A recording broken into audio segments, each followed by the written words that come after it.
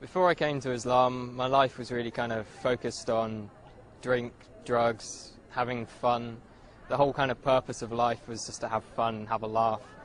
And it's just a way of kind of making your life bearable until you die. I tended to kind of be in a kind of heavy metal crowd, hanging around a lot of people with similar interests, which weren't always the best company to keep.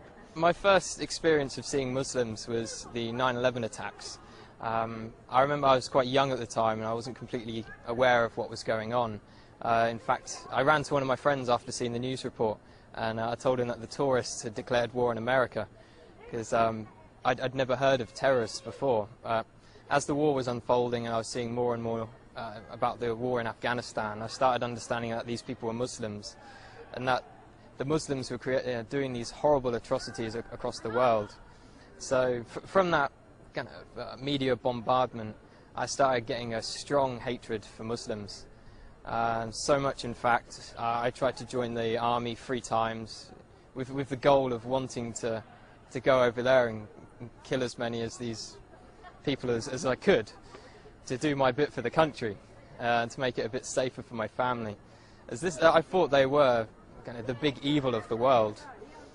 I started hearing a bit more about Islam. It was the last time I was applying for the army. I came across this radio station. It was at a time when I was listening to conspiracy theory radio and things like this. And it was a radio station from the American government called Terror Talk. And it was talking about the life of the Prophet ﷺ. And it just didn't sound right to me that people would follow him from all these evil things they were saying about him. So I started to question what Muslims believed at that time. I was on a spiritual search anyway.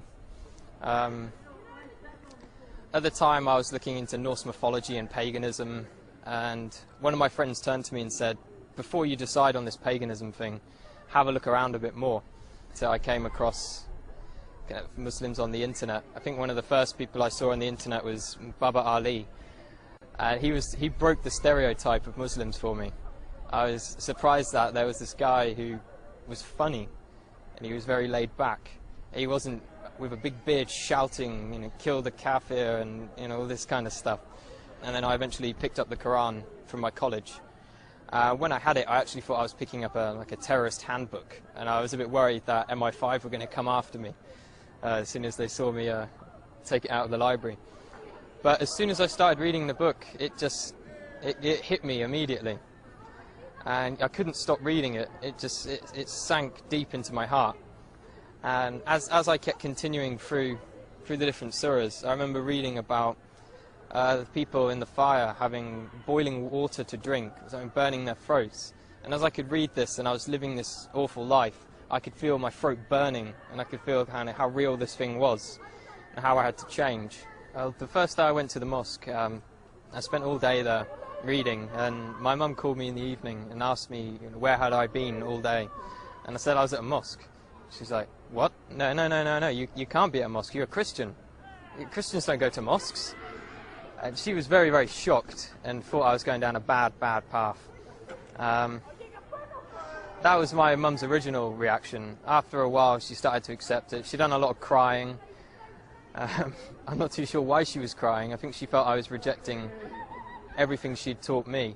A lot of people say when they find Islam it's as if they've come home. And that's just the feeling I get. It's as if me in the past wasn't me at all. I was being controlled by something else. Only good things have happened since I've become Muslim. My life is sorted out and I've never had so much going on in my life at one time. If I was going to give advice to someone else who is thinking about Islam, I'd definitely tell them to come to the mosque and speak to a man of knowledge, not search the internet for the answers. There are some good things on the internet, but when you don't know anything about Islam, you can't judge what is right and what is wrong. So it's much better to speak to someone, spend time with the Muslims. I spent many weeks in their company, and you get an understanding of who they are and what kind of quality of people they are. Don't be afraid of what your family think. I've had many people, and myself as well, was worried about what my parents would think. And at the end of the day, Islam is for you, it's for you. You can just hope the best for your parents will come afterwards.